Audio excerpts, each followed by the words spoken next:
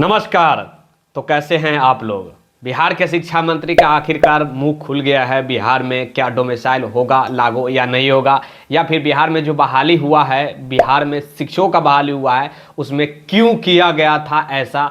इसको लेकर बिहार के जो शिक्षा मंत्री डॉक्टर सुनील कुमार हैं, अभी बिहार के प्रेजेंट में वर्तमान में शिक्षा मंत्री, उनका मुंह खुल गया है।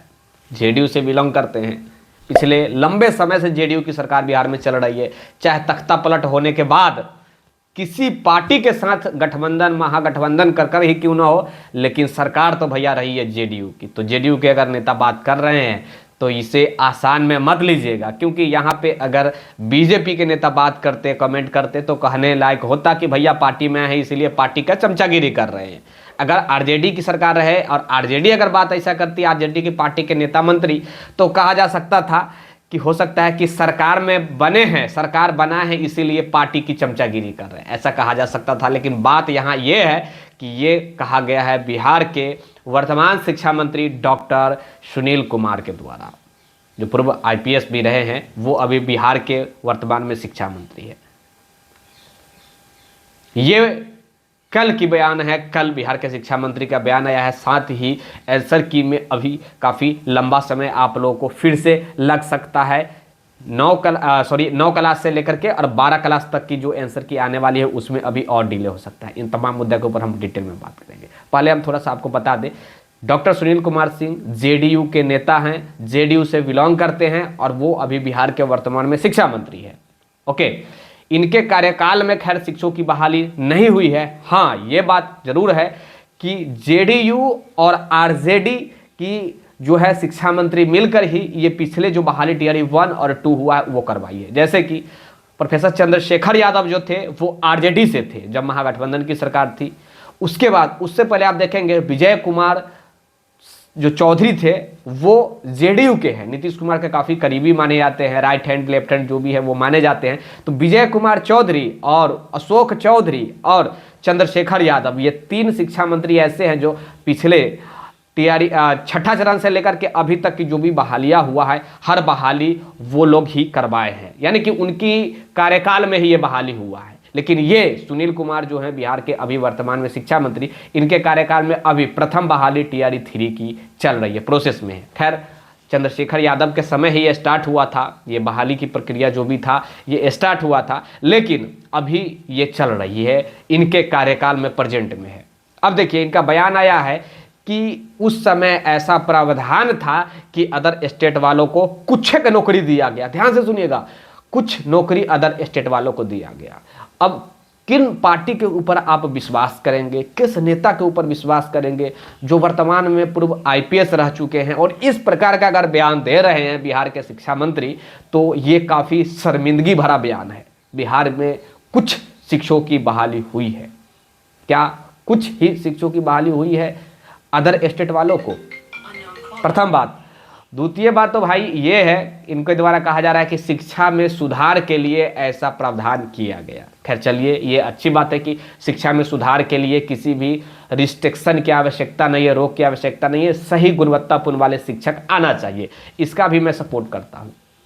तो क्या आप ये कैसे बोलते हैं भाई कि कुछ शिक्षक आए हैं बिहार में अदर स्टेट वाले, और गुणवत्तापूर्ण वाले शिक्षा अगर आपको देना ही था तो आप सही प्रकार से शिक्षकों की रिक्वायरमेंट क्यों नहीं करते हैं? जो अभी तक 90% जो छटैया जो हो रही है शिक्षकों की, उसमें अदर स्टेट वाले ही मिल रहे हैं। किसी को 60% लाना था तो 55% लाकर घुस गया है, कोई गलत आवासीय प्रमाण पत्र लगाकर घुस गया है। तो भाई कोई ऐसा किया है कि शादी से पहले ईडब्ल्यूएस सर्टिफिकेट का फायदा ले लिया है, जो कि शादी से पहले ही वो शादीशुदा बन गई है, मतलब गवर्नमेंट के नज़र में कागज पे। तो कहाँ आप कह रहे हैं कि गुणवत्तापूर्ण यही शिक्षा आप दे रहे हैं, गुणवत्तापूर्ण शिक्षक यही ला रहे हैं, गुणवत्तापूर्ण वाले शिक्षक जो वेल एजुकेटेड शिक्षा आप चिल्ला रहे हैं कि वेल एजुकेटेड शिक्षक हम बिहार में लाएंगे तो सही प्रकार से बिहार के गरीब वंचित बच्चों को जो है वो शिक्षा मिलेगा, यही एजुकेटेड शिक्षक आप ला है। फिजिकल टीचर की जो अभी बहाली होने वाली है उसमें कहा जा रहा है कि इसमें सोचा जाएगा। सुनिए, सोचा जाएगा, ये बिहार के शिक्षा मंत्री का बयान है। अब ये बिहार के युवा के ऊपर डिपेंड करता है कि कैसे इस सोच को कंफर्म बनानी है, ये आपके ऊपर डिपेंड करता है, पहली बात। दूसरी बात कि क्या वाकई में ये जो टियर 1 हुआ था उस समय ऐसा कोई प्रावधान था? कोई प्रावधान नहीं था। ये रातों रात गेम खेला गया था राजनीतिक पार्टी की तरफ से। बिहार के मुख्यमंत्री जो नीतीश कुमार है उनको प्रधानमंत्री बनना था, इसीलिए रातों रात गेम खेला गया था। खैर ये सब मैं बातें करने के लिए ज़्यादा कुछ बात करने लगूँ तो मेरा जो है वो थोड़ा सा बीपी जो है वो भाई साहब हाई हो जाता है। गलत के खिलाफ तो भाई मैं सुन ही नहीं सकता हूँ। खैर चलिए, आंसर की जो 9-10 का जो आने वाला था वो अब 6 तारीख के आएगा, क्योंकि सचिव जो थे, प्रधान सचिव बीपीएससी के, वो रिटायर्ड हो गए हैं। अब दूसरे व्यक्ति प्रधान सचिव बने हैं, तो अब इसमें थोड़ा सा समय लगेगा। वो आए हैं, थोड़ा बहुत जानेंगे, बूझेंगे, समझेंगे, हस्ताक्षर तब जाकर करेंगे, फिर जाकर कुछ जारी होगा। तो मैं ये कह सकता हूं कि 6 तारीख तक अब आपको 9-10 क्लास के जो आंसर की है वो देखने को मिलेगा।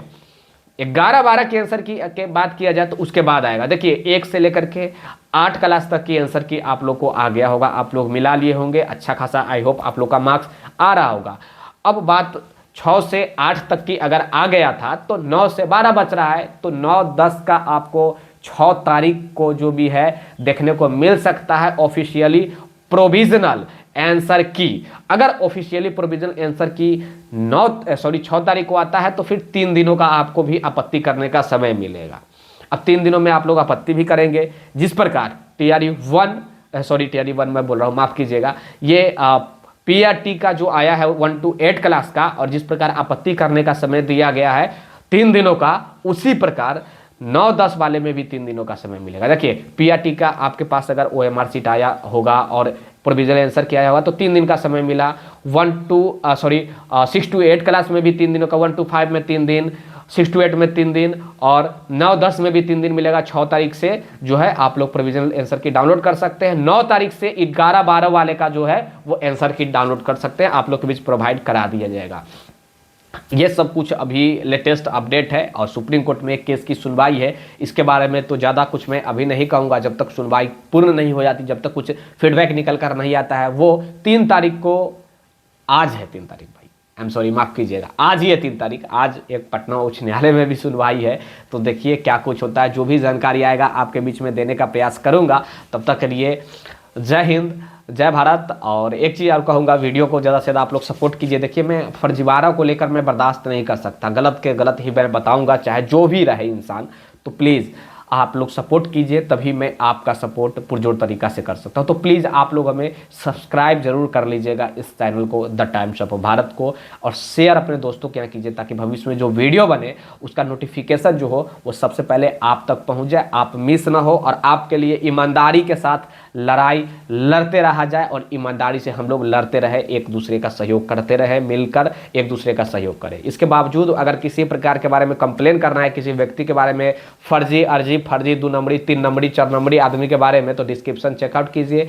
टेलीग्राम का, व्हाट्सएप का, दोनों का आपको लिंक नीचे डिस्क्रिप्शन में दिया गया है। ट्विटर का भी है, इंस्टाग्राम, दुनिया जहान, फेसबुक सब है। आप चेकआउट एक बार कीजिए और फिर जाकर आप हमें वहाँ से जुड़ जाइए। अगर मैं कॉन्टैक्ट नंबर देता हूँ तो मेरा जीना भैया मुश्किल हो जाता है, माफ़ कर दीजिएगा। कॉन्टैक्ट नंबर देने का मतलब है कि जीना मुश्किल हो जाना। लोगों को कहते हैं भाई आप व्हाट्सएप करें तो वो करने लगते हैं कॉल, दिन रात करने लगते हैं कॉल। अब भाई सही ऑथेंटिक जानकारी लेने के लिए मुझे फील्ड में भी जाना पड़ता है, किसी अधिकारी के यहाँ, मंत्री के यहाँ जाकर बैठना पड़ता है, हर काम करना पड़ता है, ग्राउंड जीरो का रिपोर्टिंग करना पड़ता है सही जानकारी के लिए। अब सही जानकारी आपको देंगे भाई तो मुझे फील्ड वर्क करना ही पड़ेगा। खैर चलिए, अपना प्रतिक्रिया जरूर दीजिएगा इस वीडियो के माध्यम से, क्या कुछ आपको जानकारी मिला, क्या चीज़ का कमी रहा नहीं रहा, हर चीज़ के बारे में हम फिर से संशोधन करेंगे और आपके बीच जानकारी देने का प्रयास करेंगे। तब तक के लिए जय हिंद, जय भारत। फिर से कहूँगा वीडियो को लाइक जरूर कर दीजिएगा, शेयर कर दीजिएगा, और क्या कुछ करना है आप लोग समझदार हैं। धन्यवाद भाई।